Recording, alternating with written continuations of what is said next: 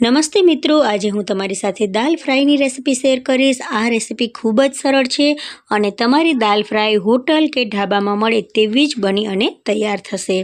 તો આ માટે પહેલાં તો મેં પોણો કપ જેટલી તુવેર દાળ લીધી છે અને પા કપથી પણ ઓછી મેં ચણાની દાળ લીધી છે। અહીંયા મેં થોડીક એવી મસૂરની દાળ પણ લીધી છે। તો અહીંયા હું આ 3 દાળનો ઉપયોગ કરીશ। હવે આ બધી દાળને મેં 15થી 20 મિનિટ પહેલાં સરસ રીતે ધોઈ અને પલાળી દીધી હતી। હવે આપણે તેને કુકરમાં નાખી દઈશું। તો અહીંયા પાણી સાથે આપણે દાળ નાખવાની છે। તો તુવેરની દાળ મેં કુકરમાં નાખી દીધી છે। હવે આપણે ચણાની દાળ અને મસૂરની દાળ પણ આ રીતે કુકરમાં નાખી દઈએ। તો એકાદ ગ્લાસ જેટલું વધારે પાણી નાખી અને આપણે કુકરના ઢાંકણને બંધ કરી દઈએ। 5 વિસલ આપણે કુકરમાં થવા દઈશું। 5 વિસલ પછી આપણે કુકરનું પ્રેશર રિલીઝ થઈ જાય પછી ઢાંકણને ખોલી દઈશું। તો આ રીતે અહીંયા આપણી દાળ બની અને તૈયાર થઈ ગઈ છે। એકદમ સરસ મજાની આખી પાખી દાળ અહીંયા બફાઈ છે। દાળમાં થોડીવાર માટે આપણે ઝેણી ફેરવી લઈએ।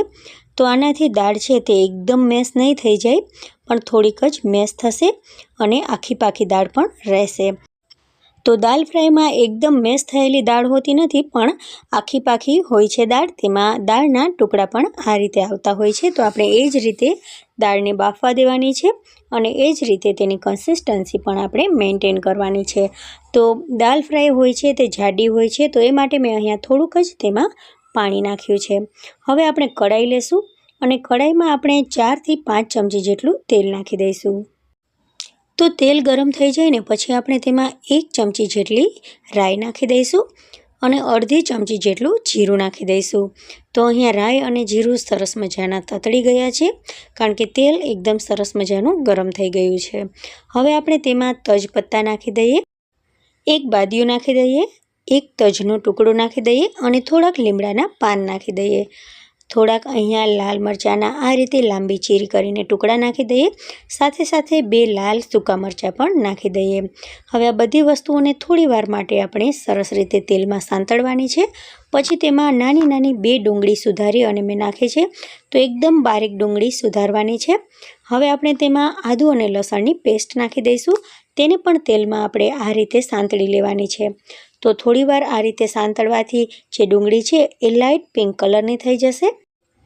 મિત્રો, તમને જો મારી આ રેસિપી પસંદ આવી રહી હોય ને તો મારી ચેનલને જરૂરથી સબસ્ક્રાઈબ કરજો અને આ રેસિપીને તમારા ફેમિલી અને ફ્રેન્ડ્સમાં જરૂરથી શેર કરજો। તો અહીંયા મેં અડધી ચમચીથી ઓછી હળદર નાખી છે અને 1 ચમચી લાલ મરચું પાવડર નાખ્યું છે। ફરીથી આપણે તેને સરસ રીતે તેલમાં મિક્સ કરી દઈશું અને ફટાફટ આપણે દાળ તેમાં નાખી દઈશું। હળદર અને લાલ મરચું પાવડરને જો તેલમાં આપણે વધારે રાખીશું ને તો તે બળવા માંડશે, એ માટે ઝડપથી આપણે દાળ નાખી દેવાની। હવે આ દાળને આપણે 4થી 5 મિનિટ માટે ઉકળવા દેવાની છે। હવે સ્વાદ પ્રમાણે મીઠું નાખી દઈએ અને અડધી ચમચી જેટલો તેમાં ગરમ મસાલો નાખી દઈએ। તો ગરમ મસાલો જરૂરથી નાખવો અને થોડીક કોથમરી પણ તેમાં સ્પ્રિંકલ કરી દઈએ। હવે દાળ છે તે એકદમ સરસ મજાની ઉકળી ગઈ છે, તો તેને આ રીતે ચલાવી લઈએ। તો મિત્રો, તમને જો મારી આ દાલ ફ્રાયની રેસિપી ગમી હોય ને તો મારી ચેનલને સબસ્ક્રાઈબ કરજો, બેલ આઇકોનને પ્રેસ કરજો જેથી મારી નવી નવી રેસિપીઓના વિડીયો તમને સૌથી પહેલાં મળતા રહે। Thank you for watching. મળીએ નવી રેસિપી સાથે, ત્યાં સુધી બાય, ટેક કેર, જય હિન્દ।